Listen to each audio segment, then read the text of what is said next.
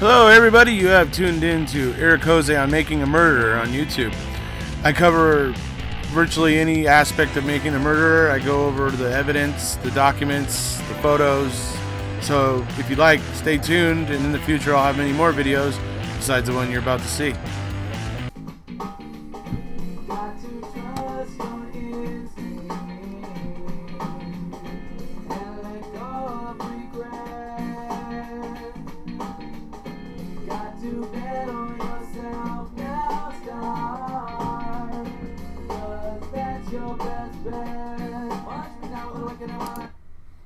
So, that's the truth of it.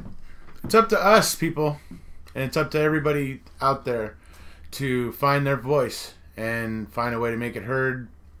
You know, it's going to have to get in their faces because, like, you know, any of you that watched Sean Atwood's video today, you know, they are. After that 7th Circuit Court's decision, they're laughing. They are laughing at people that are supporting Brendan and Stephen. And that decision about Brendan is just a ridiculous farce.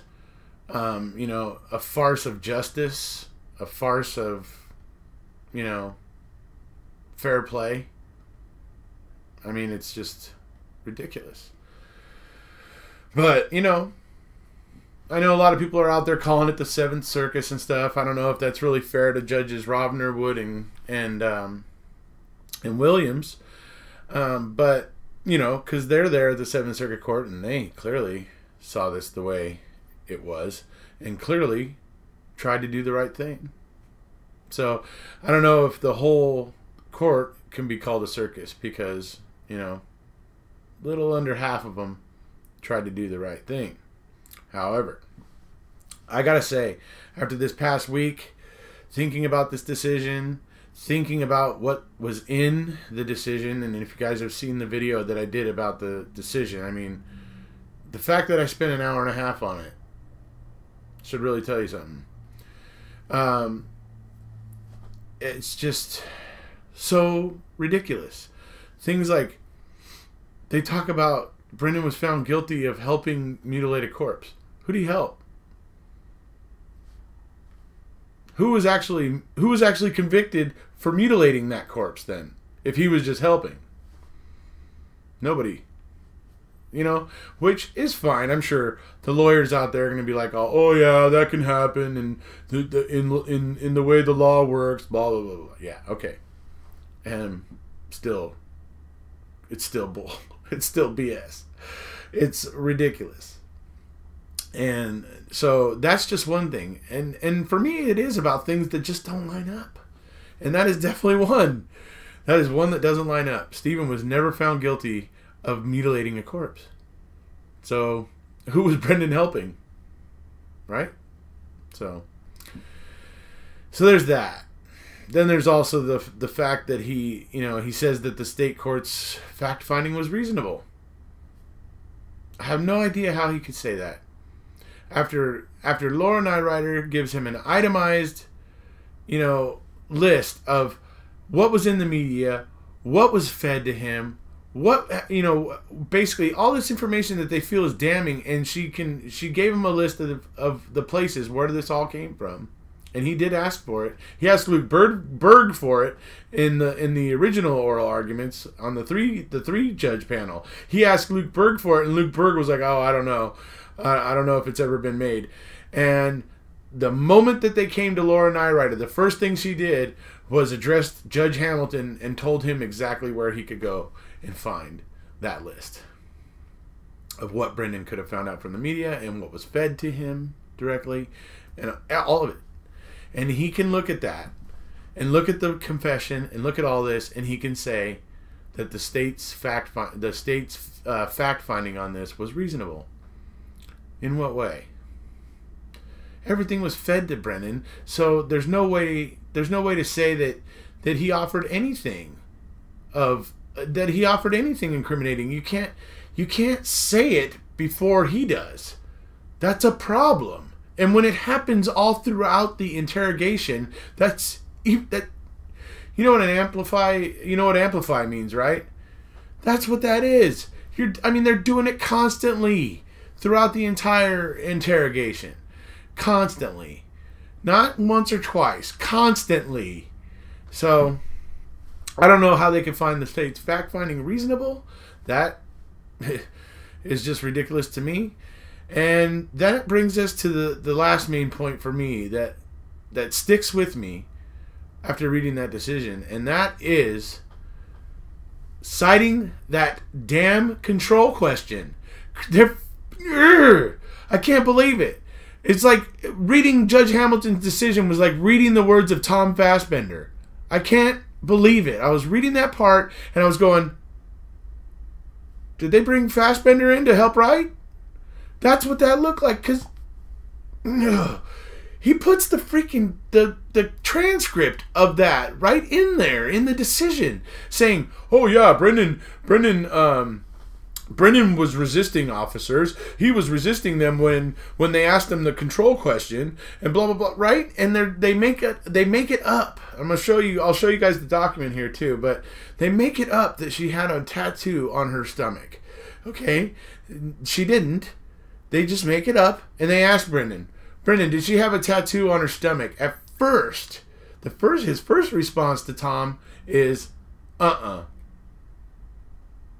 okay? And Tom, after that, kind of, I guess, maybe he was looking for a little bit stronger affirmative answer. So Tom says, "Oh yeah? Do you disagree with me about that?" Okay?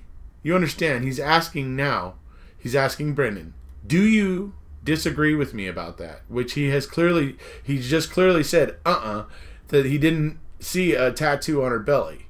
That is disagreeing with him, right? Okay. Then he asks, "Oh, so do you disagree with me, Brendan?" And Brendan then flip-flops. He says no. Okay?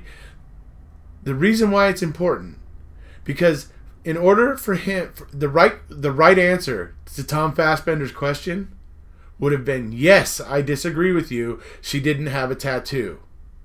That would have been the correct answer. That would have made the control question work. That would have made the control question valid. But the control question was not valid because Brendan does not answer, "Yes, I disagree with you," or "Yes, I don't know where it was." Whatever it was, he should have answered, "Yes, I disagree with you. I don't know where it is or where it was." So you see, that's the key here. And Judge Hamilton and the majority judges are representing this as proof that Brendan was resisting when it was really proof exactly how suggestible and malleable he was to the investigators. It is the exact opposite of what they claim it is. These are judges. These are federal judges. I don't know what the hell. I just don't understand it. And I mean, they even put the transcript right there. I mean, did they not read it? I don't know. I mean, anyways, I'm going to show you guys the transcripts here. Signaling that the investigators did not overwhelm his will, Dassey resisted repeated suggestions by both investigators that he and Avery used the wires and cables hanging in the garage to torture Teresa. Yeah, okay. It's a wonder that they were so stuck on that, actually. But anyways, it's kind of a little weird. But moving on. The investigators also tested Dassey's suggestibility. They told him falsely that Teresa had a tattoo on her stomach and asked if he had seen it, and here's the exchange. Did she have any scars, marks, or anything on her body? Brendan, I don't remember any tattoos. Fassbender, okay. We know that Teresa had a tattoo on her stomach. Do you remember that? Brendan shakes his head no and says, Fassbender, do you disagree with me when I say that? Which is what Brendan just did. He disagreed with him. Brendan's answer to "do you disagree with me" is no, but I don't know where it was. I actually think it sounds like he says I don't know what it was, but whether it's what it was or where it was, the fact of the matter is no means that he was not disagreeing with Fassbender. That means, because that's the question. Brendan, are you disagreeing with me? No. That means he's not disagreeing with them. You see? That's a flip-flop. I mean, it's right there in black and white. How is that missed? So, that is why I say, just like Sean Atwood was talking about, no violence, no destruction of any property or anything at all. None of that stuff. Don't just leave that at the door. We don't need that. But if you want to get vocal, if you want to perhaps participate in the idea that Mr. Paul Capaldi and I had, and upload a video, to YouTube or to the closed group that I've created just for that purpose, that's one thing you can do. That's getting your voice out there. It's creating a noise, a buzz that will put a pressure on the powers that be there that are allowing this injustice to go on. They need to, if they see enough people are talking about it, especially now 2 years after Making a Murderer, came out, and if they see a sudden outpouring, and people really putting pressure on, the government officials and stuff, and asking the questions here, and getting out like Sean said, and protesting, I don't know, maybe like every Friday show up at the 7th Circuit Court, have, maybe 20 people from the Illinois area that show up on Friday at the 7th Circuit Court in the morning when the judges are all walking in, so holding signs, talking about Hamilton and, the majority judges, and chanting and being supportive for Brendan. I mean, I can imagine that maybe Chief Judge Wood and Robner might, and Williams might get kind of a little kick out of seeing that, because they clearly felt strongly about their dissents. So I think they might. I don't know, but maybe. Hey, I do think it's at the point where, yeah, it needs to get a lot more vocal. I think Sean Atwood is right. I think that they are now starting to laugh at us because we wanted to be respectful of the process and we wanted to be respectful of how things work. But then this decision is a slap in the face. It's a slap in the face, people. It's a total slap in the face.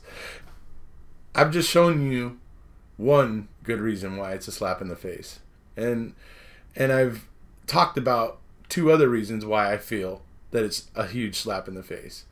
So, I think Sean's right. We need to get some group of some people over here in the States that, can keep track of when these people are going to appear and do press conferences or things like that, so that people can show up and make the truth known about Brendan and Stephen and, the whole thing.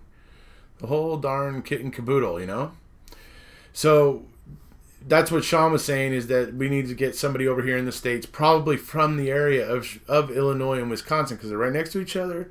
That's where the 7th Circuit is. That's where, that's where this whole thing is playing out. So that area is the crucial area where these particular politicians, like Peggy Lattenschlager, all these people that are going to be getting videos, by the way, very soon.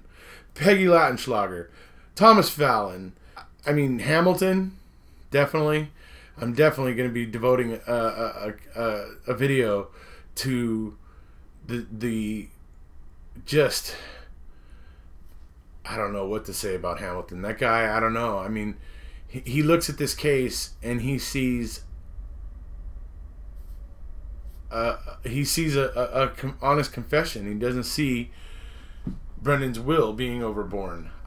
Honestly, just bewildered at his ability to miss the obvious here.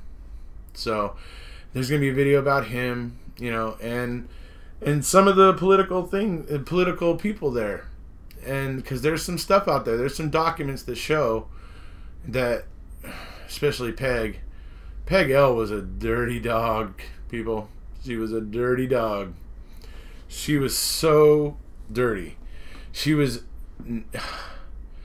well, you guys will see when I do the video. So there's a lot of things going in this equation here. But yes, Sean is right. We do need to get vocal about it. We need to be getting in their face, Not destruction, no violence, but we need to be getting in their face, and we need to be persistent, and we need to be loud. And so however you choose to make your voice heard, whether it's maybe writing letters to these politicians or whatever it is, wherever you choose to speak, if it's on your whatever favorite platform, Twitter or whatever it is, but get out there and talk about it, because Brendan needs our help. So does Steven. They both need our help, and they are gonna get swept under the rug by Wisconsin if we let it happen. So that's something to think about. So it's something I've been thinking about all week, and when I watched Sean Atwood's video this morning, it just kind of brought together everything that I'd been feeling this past week. And even though I previously have said to lay off and not, to not contact and do those things, well, I think I'm amending that now. I think Sean Atwood is correct. That at this point, the people need to make their voice heard. But we need to do it the right way, because we definitely do not want to be giving Wisconsin and them ammo. We don't want to be doing dumb stuff and getting the supporters' names attached to dumb stuff. Okay, people? That's important. We cannot have that. That's why this needs to be, very, ordered, and that's why there needs to be like a point man, or point, people that are monitoring when these, like I said, when these people are going to appear, so that they can kind of try to, organize things and get this, really happening, because these people need to feel like they're being dogged. They need to feel like no matter where they go, they're going to be met with people that are trying to make them own the truth and own what they've done, and not let it just get swept under the rug. And that's kind of what we need to do. And so I hope everybody's thinking about that, and thinking about what they're going to do, how they're going to make their voice heard, because we definitely need the noise. We definitely need the noise for these boys right now. They need us to bring attention, and they need us to keep shouting it, that no matter what Manitowoc or Wisconsin say, the facts don't fit.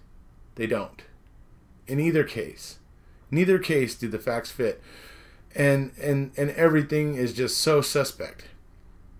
Those things don't get that way on accident. They get that way because somebody was doing something behind the scenes. It's pretty simple. And anybody that tries to deny that is, I don't know, possibly finding it easier to just assume that they're guilty, because it's easier to think about that than it is to think about innocent people being incarcerated and losing their life, their time of their life in prison. Yeah, it is an unpleasant thought, isn't it? So, especially when that kid was 16 years old. And hey, even if you go with Steven, he was convicted in 1985. I mean, he was in his early 20s, right? I mean, he was still just a young lad then. And like I said, that area is still not owning up to what they did in 1985, people. Yeah. It's going to require some pressure. It's going to require some pressure. And it's going to require us to be getting in their face and not letting anybody forget about any of this stuff. About any of the problems with either of the cases. We need to be vocal about it. So, I'm going to go ahead and end it there, folks. If you haven't already, please hit subscribe, and we'll see you soon.